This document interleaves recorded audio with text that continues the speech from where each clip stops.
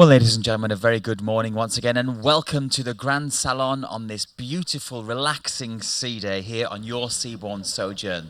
Speaking all about the Vikings, part 2 of it's the sequel, ladies and gentlemen. Please give a warm welcome to Captain Paul Eschenfelder.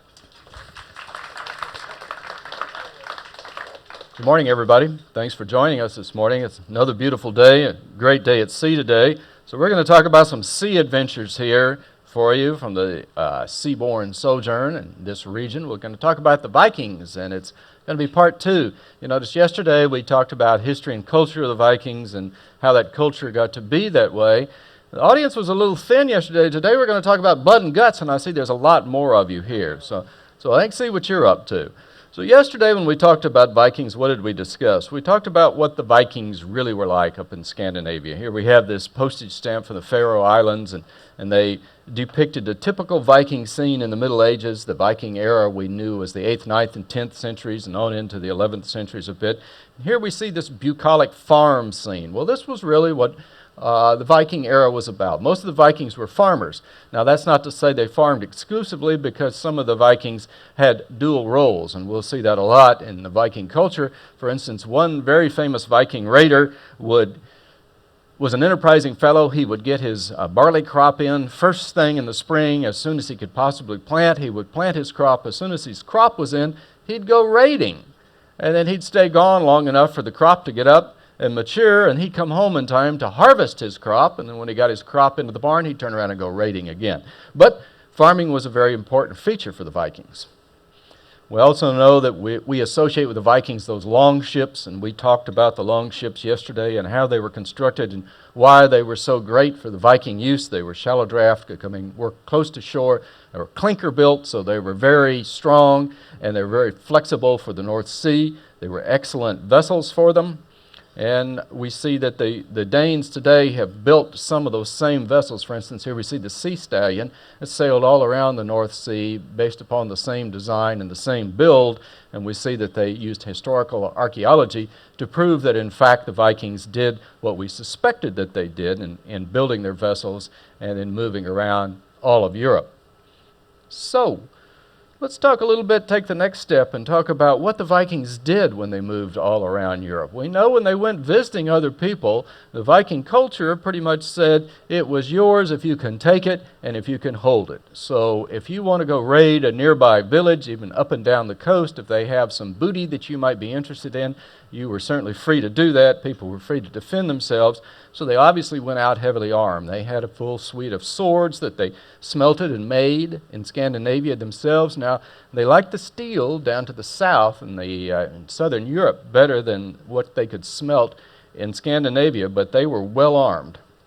They also wore defensive measures such as chainmail. We found chainmail in some of the archaeological digs of some of the burial vaults of some of the more wealthy Vikings. And they were still practitioners of the axe. They loved the battle axe. They had two kinds of axes. They had a small throwing axe that they actually would throw that was pretty deadly from a distance, and then they had the bigger two-handed axe, sort of like you see in the movies. And they did enjoy using them, and they used them with a very fierce advantage. And of course they would have spears. We've recovered these old spear tips from some of the digs around there also.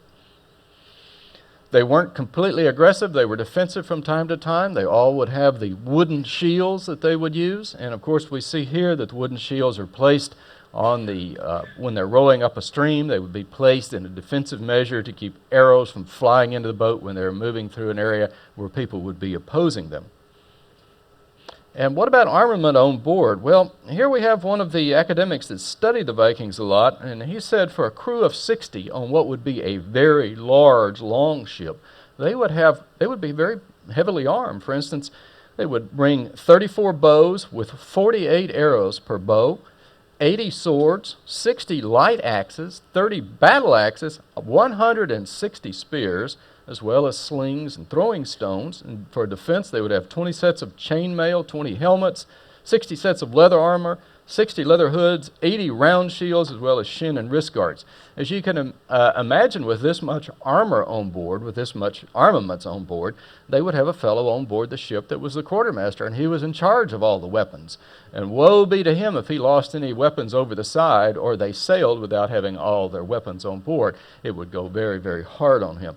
So you can see, for a small vessel like the long ships, when these people arrived at their destination, they were very heavily armed, and they weren't coming just to go hunting. They were going to hunt booty, and they could defend themselves. The interesting part of all this, and defend themselves, they had had commerce all the way back to the times of the Roman Empire, and they'd seen the Roman soldiers fight, and they knew how you could fight together in any kind of battle, and even as a small group, you were much more effective if you fought together, so they would practice from time to time. They weren't called by a king to come join his army as a standing army. It didn't work that way in Scandinavia during the Viking era. Vikings viewed themselves as free men. They didn't have allegiance to any king.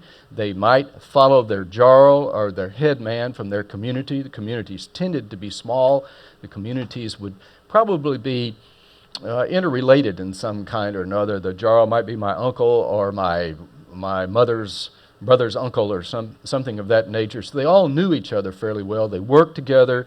They worked together in the fields. They worked together building boats, and they would practice together at just their defensive tactics. For instance, they would know how to make a shield wall. They would know how to advance, and they knew each other. So it wasn't like they were thrown into battle with some strangers and they just kind of drilled as if they were in the army and they were going to have some kind of attack from a massed army. These were people that they fought with, that they lived with, that they were their cousins, their brothers-in-law, and so forth. So there was quite a bit of allegiance to them, and they were going to stick together during the battle. It wasn't like one guy was just going to run off by himself, because he wasn't going to run off and leave his cousins behind or his brother-in-law behind or something like that. So they were a pretty tough front. There might not have been very many of them, but they were a pretty tough crowd when it came to fighting.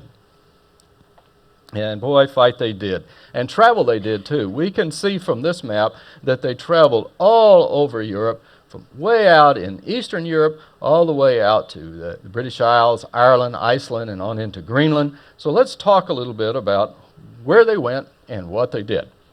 We'll just start from the east and talk about the people that we would call the Russ, who were Vikings that moved to the east. And we can see in this map the areas of light green were areas of actual Viking settlements here in the east. What attracted them to this area? Well, there were two principal trade routes that attracted them to this area. Remember, the Vikings, besides being farmers, loved to trade and they loved to acquire wealth, and they could acquire wealth by trade. So the first trade route that brought them to the area was here in red, and it was down the Volga, and it ran all the way to the Caspian Sea, and then they could go down the Caspian Sea and trade with the people of the Mideast, the Persian Empire, Southwest Asians, and so forth, and even over into what we call the Mideast today. They would do a lot of trading up and down here. We can see that from some of the burial vaults that have been opened and excavated. We found a lot of silver coins that had been minted in the Mideast and so forth.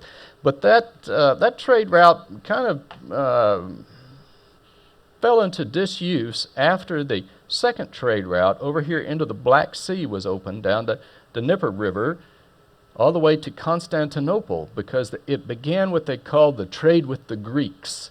And who were the Greeks? Well, the Greeks were the Byzantine Empire that was headquartered in Constantinople that had been founded by Constantine, right? It was the eastern half of the Roman Empire that had succeeded, where the western half of the Roman Empire had imploded and collapsed. The eastern half simply changed its name to the Byzantine Empire and succeeded the Western Roman Empire by 1,000 years. They were very successful. It was a very rich culture. It was a very profitable culture. It was fairly well-run culture in the Byzantine Empire. And when the Rus got down there and took a look at it, they said, wow, these guys are really very wealthy. We need to, number one, trade with them, but then they just couldn't help themselves. They thought they might want to do more. But there's a very interesting story about the Rus when they first move into this area. When they move into the area that today we call Russia, it was occupied by a lot of Slavic tribes, and the Slavic tribes were always squabbling among themselves. The Rus moved in, established communities and so forth, and the Slavs decided they didn't like the Rus very much. So they quit squabbling among themselves and all ganged up on the Rus and forced them to leave. They moved out and moved back to the Baltic area. After the Rus departed, the Slavs went back to doing what they did best, which was fighting among themselves. And they said, wait a minute, life was a lot better when the Rus were here. So why don't we invite the Rus to come back, because they're sort of a unaffected third party. We will ask the Rus to come back into our area, and we will have them set up some kind of governance or some kind of leadership for all the tribes. That way we won't be fighting with each other all the time. And that's exactly what the Rus did. The Slavs invited the Rus to come back. The Rus came back, rebuilt their towns, and sort of established order throughout that area. They did a lot of trading down with the Greeks, and then they just had the poor Vikings couldn't help themselves. They had just an attack of hubris. They decided to attack Constantinople. Well, I know this is a well-traveled crowd, and I know most of you have been to Istanbul, and if you've been out to the west side of the city, you can still see the Byzantine walls out there. Well, these walls are 30 feet high, and they're protected by a huge moat out here. What were the Vikings thinking? Well, I don't know what they were thinking, but they attacked Constantinople twice. They didn't have the manpower, and they didn't have the technology to breach the Byzantine walls. It just wasn't going to happen. But it did annoy the Byzantine emperor quite a bit that he would be attacked twice by these people. So he did what they did a lot in the Byzantine Empire. He decided to co-opt his enemy. He called in the Rus, he called in the Vikings and said, listen, would you guys be interested in a job? If you'd like to come to work for me, we'll engage in a treaty and we'll do trade with you people. We won't fight back and forth. And then I'd like to hire a lot of your warriors, and we're going to call you the Varangian Guard. In other words, you're going to be the emperor's guard, the palace guard. Why would he do that? Well, there were a couple of reasons. One, he's co-opting his enemy. He's going to start paying them to work for him so he doesn't have to worry about them attacking him anymore. And two, they're going to become the emperor's personal guard. The problem that kings and emperors had with the palace guard over time is officers and men in the palace guard would become politicized. They would start talking to other people in the administration, and there would be people over here that were a duke who'd think they would be king or so forth, and they would try to co-opt the palace guard. Well, the emperor knew if he hired these Vikings and paid these Vikings well, nobody was going to hire them away, or they didn't have any cousins over here who wanted the throne or anything like that. And so the Varangian Guard would be the guard for the Byzantine emperor for hundreds of years. They would be manning the walls, and during the Fourth Crusade, when the Crusaders came over the walls and sacked Constantinople, they were around for a long time. And as a matter of fact, those of you who have visited Istanbul have probably been to Hagia Sophia, St. Sophia's Cathedral, minus the minarets at the time, was the largest Christian cathedral in the world at the time. And up there on the second floor, when you're looking down there in one site, you can see what they call today the Viking Runes, or Viking writings, scribbled in the marble there. Some Viking wag had been up there, and he essentially scribbled in the marble there's the rune equivalent of Kilroy was here or something like that. He just wanted everybody to know that the Vikings had been there, and so he left his calling card in the marble up there, and they still point that out today to show that Constantinople was a great trading point, and people came from all over the world, including Scandinavia, to trade there, and indeed they did. We can see from this map just the impact of the Rus on the area we call Russia today. It's this entire orange area, all the way from the Gulf of Finland where we were, all the way down to the Black Sea were settled by the Rus. The green areas, of course, were the areas that the Vikings raided into over time but did not settle. What about in the West? What was the start of the Viking era in the West? Generally, we say it was the year 793, and the event was Lindisfarne Priory. We say that date of 793, it's not really accurate because the Vikings had been raiding up and down the coast. We know that Charlemagne had problems with them, so they had been raiding, but it had been kind of viewed more as piracy. Well, Lindisfarne Priory was kind of the bell for a lot of people in the West, and why was that? Because they raided a monastery, and who could read and write at the time? Well, of the few people that could read and write at the time, or people were in the church. So the bishop of this area would write a letter down to his superior down in London and talk about this terrible event. So we have a written record of fairly accurate of what went on, and so a lot of people just use this as the bell to say this was the start of the Viking era in Europe. Well, what happened? Well, we're not sure what what induced the Vikings to raid Lindisfarne Priory? Lindisfarne was an island right off the coast of Northumberland in eastern England. It was a monastery. The Vikings knew that the monasteries, the church at that time, remember, was extremely wealthy. This was before the Protestant Reformation, and everybody had to pay their tithe. The nobles all paid into the church. They gave the church lands. The church would have those lands rented out and collect their rents. The church became very wealthy. The church had a lot of money, and they spent a lot of money. If we saw the priest's robes, we would see they would be of the finest cloth, and they'd have gold threads and encrusted with jewelry. When we go to the altar, we'd see, all the implements would be of silver or gold. The altars would be gilded in gold. Now, if you're a Viking, what are you thinking when you see this? Because Christianity doesn't mean a thing in the world to you. They had their own Norse religion, so they weren't the least bit worried about these symbols or these priests or anything else. But when you see the amount of wealth in one of these churches, what are you thinking? Remember, it's yours if you can take it and hold it was in the Viking culture. So why did they pick Lindisfarne Priory? Did they draw the straws? No. They've been trading up and down the coast for hundreds of years. They knew this monastery was there. They knew how wealthy it was. What motivated them to go there in the first place? We're not really sure. We're not really sure whether some jarl sent them or some guy who has decided to make a name for himself was going to lead this raid because he knew it would be very rich, or it was just circumstance. Probably not, because it appears that they targeted this monastery, and when they looted it, they just went back. So what happened? Let me back up a second and show you the cove here. There was a beautiful cove right off the monastery here. The Vikings came right in on the cove, jumped off their boats, walked up to the monastery, and of course, who's in the monastery? Well, they're just monks, and they've gone out to this small island to be by themselves. And the Vikings, all they want to do is loot the place. And of course, some of the monks would try to resist the Vikings coming in. These the Vikings killed. Some of the monks ran away. They were the smart guys. Some of the monks did nothing, and they would be kidnapped and taken with the Vikings back to Scandinavia and sold off as slaves. So when the bishop is writing down to London to tell everybody about the terrible event that had befallen them, he did not exaggerate too much when he said some of our monks were killed, our priory was looted, and it was. I mean, everything that was valuable that wasn't bolted down, and some of the things that were, was carried off. And it was a terrible event. It was the end of the world sort of thing. Well, it wasn't really the end of the world. As a matter of fact, it wasn't even the beginning of the end of the world. It was the beginning of a series of raids on Britain, along the coast of Britain there, and France. Did they kill everybody there at the priory? No. Did they burn the priory down? No. Well, why not? Well, the Vikings weren't stupid. They realized that you could shear a sheep 100 times, or you can skin him once. So what do you think they're thinking? They're thinking, this is a pretty rich place. Let's loot it and go home. A couple of years from now, we'll come back. And that's exactly what they were thinking, and that's exactly what happened down in France.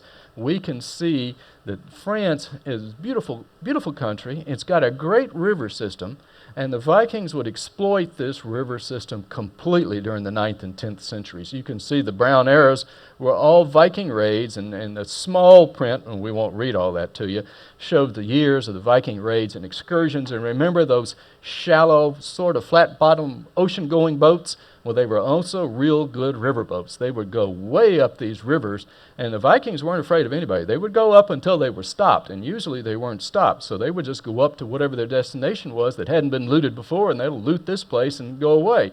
And then they would come back the next year, perhaps go someplace else. Probably one of the seminal events that we can think of was the raid by Ragnar Lodbrok. Poor Ragnar's name has been hijacked by a cable television show called The Vikings that was out this year. Actually, the show wasn't all that bad. It was a little more accurate than you might believe. They were right on in many places, a little extra gratuitous violence, of course. But this was a business to the Vikings. And Charles the Bald was the king at the time. Remember, after Charlemagne had died, his kingdom was kind of devolved in among the three brothers, where they divided it into three parts. Well, Charles the Bald was the king of the West Frankish kingdom. And you can see it looks a lot like what France looks today. It was a very rich area, a lot of farming. He had a lot of coastal area and a lot of rivers where he could collect customs duties, both from the Mediterranean and the Atlantic. His farms were very wealthy. Charles was getting money. He was not the most wealthy monarch in Europe, but he certainly had his share of the dough. And Ragnar Lodbrok knew that. He knew that the French were fairly wealthy. Ragnar had been a pretty successful leader of raids. Well, if you're going to go up the Seine River, the Seine to us Texans, all the way to Paris was what he proposed. You can't go up there with just yourself and your brother-in-law's boat. I mean, that's not going to work out for you. You're going to have to put together a pretty large fleet to go up there. And, of course, Vikings are free men, and he can't order anybody to come to him. So what he has to do is go around to all the Jarls and make a proposal to them and say, hey, we're going to go raid Paris. You know, you think you've had a lot of loot up to this point. Well, Paris is this big city. Now, it's not the Paris that we know today. It was just a city on an island in the middle of the river at the time. But we're going to go up there and we're going to raid Paris, and we can stop off and raid everything along the way. We'll be fantastically wealthy. Well, no one can order the Vikings to go, but the Jarls can get together with their people, and they can also say, hey, sounds pretty good. We know Ragnar's a successful raider, so all these Jarls will get together, and they may bring one boat, they may bring 3, they may bring 5. In any event, we don't know exactly how many boats went up the river with him, but there may have been as many as 100, which would have been a huge fleet going up the river. And we can say perhaps there were 500 or 600 Vikings going up the river. Well, Charles the Bald gets wind that this huge Viking armada is coming up the river, and he assembles the army. He calls the army. Now, in the Middle Ages, in Western Europe, we had a feudal society. You had the king up here, and he would appoint people nobles. He would say, okay, Joe, you're going to be Duke Joe, and I'm going to give you these lands over here. And those will be your lands. You'll be in charge of those lands. You run all the farmers that are on those lands, but you owe me your fealty, and you owe me your taxes, of course. And when I call for an army, you have to come, put on your armor, and you bring however many men-at-arms that you're required to bring, and you supply them weapons too, and you're going to help constitute the army. So if he calls Duke Joe and says, I'm bringing together the army, the Duke has got to mount his charger, put on his armor, get his sword, round up 50 men-at-arms. Who are the men-at-arms? Well, they're farmers. They're guys that don't do anything that farm, or perhaps they might be skilled craftsmen, a millwright or something like that, but they're not soldiers. There is no standing army. There is no standing navy. They're farmers. They've been given a sword. They're going off to constitute the king's army, and they're going to take on the Vikings. So the king puts together 2 armies, but he makes a bad mistake, as he does not unify the armies before they meet the Vikings. One army is on the north shore of the river, and the other one is on the south shore, and they have not come together. The first army sees that they well outnumber the Vikings, so they said, well, we'll just tackle them and we'll stop them here. Vikings take a look at them, and they said, okay. So they all come ashore and attack the French army. Now, they're outnumbered dramatically, but these guys are used to fighting. They're used to defensive tactics and offensive tactics. They're fighting with their family, they're fighting with their friends, and they're fighting against these farmers who didn't want to be there in the first place. It is a rout. The French army is just murdered on the battlefield, and the rest of them run off. They capture hundreds of them. And Ragnar orders 111 of the French captives hung from the trees along the riverbank. Well, this is pretty grisly, but it serves the idea that he had in mind, because at this time, the other half of the French army comes up on the other side of the river, takes one look across the river, sees this battleground strewn with the dead French farmers, looks at the trees and sees 111 guys hanging from the trees. There starts to be a pretty bad leakage out the back of the army with people going the other way, which turns into a rout immediately. The army literally turns around and runs the other way, and the Vikings just say, okay, get back in their boats and proceed on up the river to Paris. They get to Paris, and Charles the Bald is thinking, he says, well, I've got no army left. I've spent a lot on blood and treasure up to this point. Maybe I can just buy them off. So he sends an emissaries to Ragnar and says, hey, how about it? Will you just go away if I give you some money? And Ragnar says, sure, be happy to. That's what we're here for, money. 700 pounds of silver. Charles the Bald has to give him 700 pounds of silver. This will be the first payoff of what came to be known as the Danegeld. G-E-L-D is a Germanic word that means money, so this would be the Dane money, or the Dane bribe, or the Dane payoff. In other words, we'll just pay you to go away, and for the next couple of hundred years, there would be a lot of Dane guilt paid out to the Vikings. Now, what do you think Charles the Bald is thinking after he pays them off and they go away? He's thinking, well, I made a pretty good bargain. I'm not rich, but I could afford that, and they didn't tear up the kingdom. What do you think the Vikings are thinking when they go away? What do you think Ragnar Lodbrok is thinking when he's going away? They're thinking, easiest money we ever made. And they're going back down through Normandy, and while they're going back down through Normandy, they're looking around, and what are they seeing? They're seeing a wonderful country, pretty countryside, beautiful farming area, and it's occupied by a bunch of people that they're going to run away from them when they face the Vikings. So what are they thinking now? Huh? They're thinking that this is a pretty good gig. They will attack Paris 3 more times. They will get into the city twice. The third time, the French finally wise up, fortify the city. The Vikings cannot get into the city at the end of the 9th century. But then I believe it was Charles the Fat at the time, that allowed them to bypass the city and go on up the river and sack Burgundy. Well, why would he do that? Because the people down in Burgundy had rebelled against his rule, and he said, okay, you don't want me to be the king, I won't defend you, I'll just let the Vikings through. So he was just using the Vikings to do his work against the people down in Burgundy. He would not be the last one. These areas that we see along Normandy here, the blue areas and so forth, the Vikings had determined by this time that they would come, they would raid, and they would go home. And then after a few years, they would start thinking, well, why are we taking this long journey home when we've got to turn around in the spring and come all the way back? Why not just winter over down here? And they would start establishing small colonies along the coast, or small towns, or small defensive positions along the coast. The weather was a lot more mild. They could certainly eat, and they could live a lot easier down here in France than they could up in Scandinavia, so they would just stay over. Well, they were having a lot of problem with the Vikings along the coast, so Charles the Fat calls in a guy by the name of, whose name translated Rollo. He was one of the head Vikings in the area, and he says, look, let's do a deal. I will make you a duke and give you these lands that we see here in blue if you will pledge fealty to me, convert to Christianity, and defend this area against the other Vikings. Well, Rollo knows the deal when he hears it because, Vikings are free men. Charles is way down there in Paris. He's going to be out here on the coast. He says, sure, love to. So they make Rollo a duke and give him all this land, and he has to, convert to Christianity and fealty and so forth. And the Vikings that are with Rollo's group assimilate very easily. I mean, they intermarry. They start speaking French. They kind of go over to the other side, essentially. Well, Rollo goes back to Charles, and he says, about 13 years later, and he says, look, I'm having trouble with these Viking people down there. I'm having trouble controlling them because I've got everything under control in my area over here, but they're all living over here, and of course I don't own that area. So I can't really march in there and take over and so forth. If you would like to give me that area in addition, I'll be responsible for controlling those Vikings there. He does the same thing in 933 over here. So essentially, he winds up with the whole of Normandy area under his control. And we can see that all these little blue dots in here are Scandinavian communities that have Scandinavian names even today.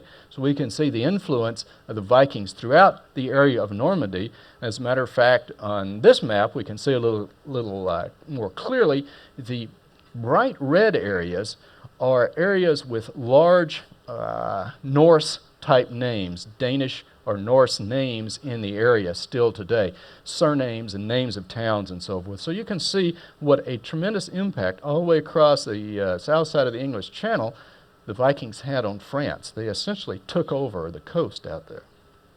What about over in England? Well, I apologize to all the Britons because I'm going to skip over a couple hundred years of English history. Churchill will never forgive me because he did a long treatise on the Dane law and Danegeld and so forth, but essentially we saw the same thing happen. We saw the raids start up and down the east coast of England, and then we saw people start to move in great numbers where they actually came into Homestead, and they would bring Vikings by the hundreds and sometimes by the thousands.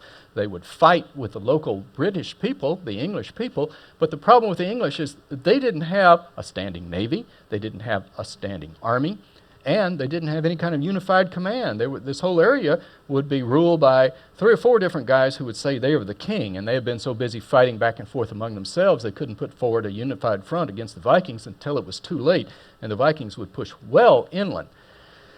They were finally held up by a guy in England that we call Alfred the Great.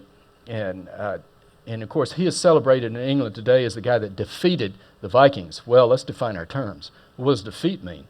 Well, he stopped them along this line here that you could see that runs up the Thames all the way out over through to northwest England.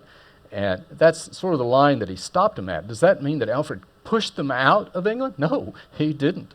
As a matter of fact, like the other rulers, he made a deal with the Vikings. He said, okay, if you will agree not to attack us anymore, we will agree not to attack you anymore, and we'll sort of have a ceasefire line along here. And all right, you guys can stay up here in the east of England if you want, and you in this area we'll call the Dane law, because Danish customs and Danish laws will hold sway in this area. It won't be the Anglo-Saxon common law, it will be the Dane law. So even today we'll see that there is a huge Scandinavian influence in this area. If we look back behind what we see as the English, they did one of the large industrial cities up in the Northeast several years ago. One of the universities did a DNA study of people, family names in that area that had been in that city for 50 years or more if their family had, and they found something along the line of 50% of the people in that area still had Scandinavian DNA. So there was a huge impact on the eastern part of England. More than that, it changed the crown, because about this time, Edward the Confessor, I'm jumping ahead another 100 years, I just skipped another 100 years of English history. Edward the Confessor was the king of England at this point. He was the king of a unified England, and he dies, and he left no clear succession. So it seemed to be that he left the throne to Harold II. But there were three claimants to the throne of England: Harold II, and there was a fellow up in Norway called Harold Hardrada, and then there was a fellow across the English Channel in Normandy called William, Duke William of Normandy, who claimed he also had a claim to the English throne. Well, Harold has to fight Harold from Norway up here at the Battle of Stamford Bridge. Harold from Norway lands, brings thousands of Vikings with him, lands in East England. He's going to take over because he has a claim to the English throne. He's going to take over. Harold II defeats him at the Battle of Stamford Bridge, but that happens on the 25th of September on the year 1066. What else is happening around England about that time? Well, right down here, there is a nice wide beach, and the Duke who would be king, named William from Normandy, has landed on the 28th of September with all of his forces in the south. Well, poor Harold's way up here in the north of England. He's a long way away. He has to force march for 3 weeks all the way down and finally meets the Duke who would be king at the Battle of Hastings on 14th of October in 1066. Harold II is killed at the battle. His forces are defeated. And then on Christmas Day, on December 25th, the Duke who would be king, William the Conqueror, will be crowned king of England. And of course, William they would call him a Norman, but what was he? He was in fact a Viking, wasn't he? Because the Viking blood is still pounding off his brains. If you can take it and you can hold it, it's yours. And that's what William the Conqueror is thinking. What about over in Ireland? Oh, the Vikings loved Ireland. It's a beautiful Emerald Island. When they got there, they raided up and down the coast, but they liked it so much they started establishing towns like Dublin or Cork. They literally built the towns. Today, when you're in Dublin and moving around, they have a nice museum excavation in the Dublin area. Remember when the Vikings would come ashore, one of the first things they would do, they were real handy with their axes and woodworking. One of the first things they'd do were cut down trees and build embankments or battlements there. They would build defensive works, and they would hide behind the defensive works because they knew the locals outnumbered them, so they would have some kind of defensive works, and just having an armed defensive work in front of them was sometimes enough to discourage attack by the locals, because they didn't want they would have to have overwhelming numbers to come across the defensive works, and sometimes that just worked for the Vikings. They didn't even have to fight for it, And we can see that wall being excavated in the Dublin area now.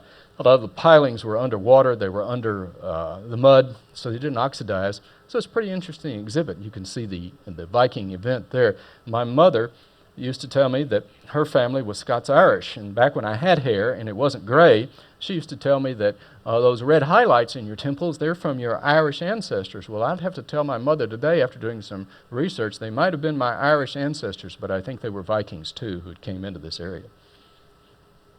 At the same time, and when we're talking about what motivated the Vikings to move and live, there was a guy around the year 880 named Harald Finehair, or Harald Fairhair, who decided he was going to be king of Norway. Remember, there were no kings in Scandinavia at this point. Vikings were free men. They didn't have any allegiance to a king. They didn't have to obey a king. They could do whatever they wanted. Vikings also had a very good sense of humor, because Harald Fairhair said, I'm not going to cut my beard or my hair. I'm not going to comb my hair until I am king of Norway. So you can imagine what a mess he was. So they called him Harald Fairhair or Harald Finehair. Well, Harald was able to do the deal. He finally did wind up being the king of Norway. And this angered a lot of people, a lot of the Viking people from Norway. They said, we do not want a king. We don't want to pledge allegiance to a king. We don't want a king far away at a different county that we don't even know telling us what to do. So there would be a lot of people leaving Norway about this time. Wherever they go, they'd go out to the Faroe Islands, they'd go out to the Shetland Islands, they'd go over the British Isles and so forth. Some of them went to Ireland. And then they found another place out here called Iceland. Iceland came a bit late to the party, but the word got back to the Vikings that there was a new island out here. And believe it or not, at the time, it was wooded. It had wood. It had huge fjords. It had nice areas that you could establish farms. There was great fishing out there. This was a place, if you were a Viking and you didn't have your own lands, you were renting lands, or you were having to contend with people for lands, there were no wild beasts on the island. There were no people on the island, so you didn't have to fight for anything. You just had to go build your house and start farming. And it was only about 750 miles from North Island, and you could go right up through the island chain, up to the Faroes, and right on over to Iceland. So there was an immigration into the Iceland area at the time. From Iceland, it wasn't much of a leap out to Greenland. Iceland was colonized there, and then Greenland was colonized by a guy named Eric the Red. Eric was a bad actor. He had been exiled out of Norway. He got to Iceland, and he sort of maintained the same personality, so the Icelanders didn't like him. We were going to boot him out of there too. So it's about 600 miles to Greenland, so he says, well, I'll just go to Greenland and establish a colony over in Greenland. So Eric the Red established two colonies, the Western Settlement and the Southern Settlement. He got people, induced people, because he called it Greenland. He said, hey, if you're going to sell real estate, you've got to have a good name. No kidding, that's what he really said. So he induced people, and it was warmer at the time, to come over to Greenland and set up a colony in Greenland. And these colonies were very small, but they were fairly successful at the time. People went there, they were able to live, they would make a living out of it. Farming was kind of tough, but they could make a living from the sea. They would import things from Iceland and from Norway. And this guy, Bjarni, has a cargo vessel. He had a Nor that we talked about yesterday, and he's bringing supplies over to the Greenland colonies one day. Gets a little south of course, which is, of course, not hard to do since no compass and navigation is problematical. Misses Greenland altogether and keeps going, and he sees a strange land out there, and he doesn't know what that is. Guess who discovered America? It was Bjarni. Bjarni missed Greenland. He missed Cape Farewell down here, kept going. He ran into someplace probably down here around Newfoundland, called this area Markland because he saw it was heavily forested, continued north and called this Helluland, which was nothing but stone, and then turned east back to Greenland and delivered his cargo. And of course he reported what he'd seen when he got there, and it didn't stir up too much interest because the Greenlanders were busy trying to survive and thrive in the Greenland area. But Eric the Red's son, Leif, said, you know, if old Dad can come over here and be famous and be in the sagas about establishing the Greenland colony, maybe I need to go establish a colony over in this new land.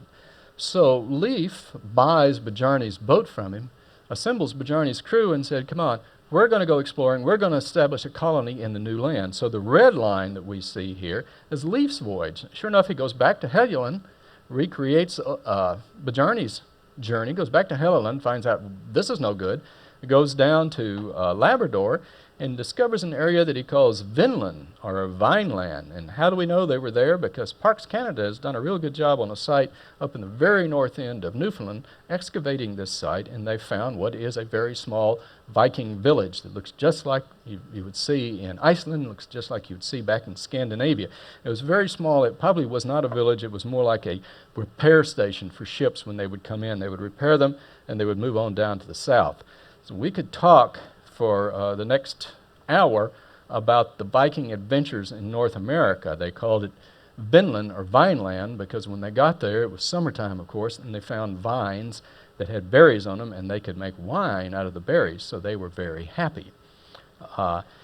We have to go to the sagas to see what happened at that point, because they're beyond the Parks Canada work up here in Newfoundland.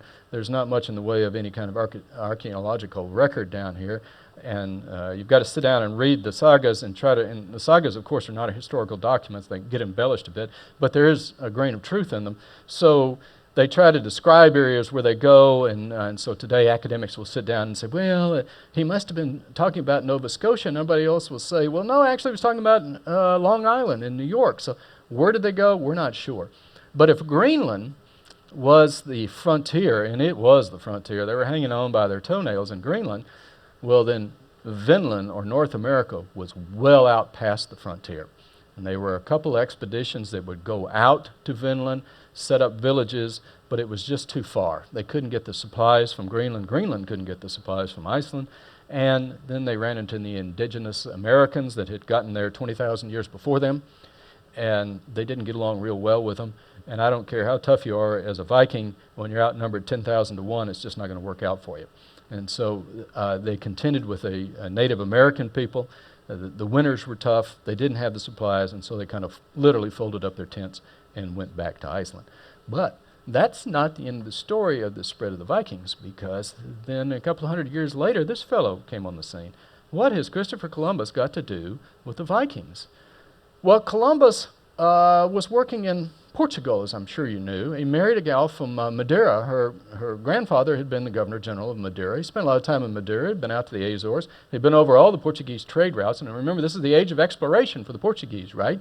He had heard the stories of Madeira and the Azores about strange and wonderful stuff, washing up on the beaches of those islands out in the Atlantic after big storms. He'd been to Iceland.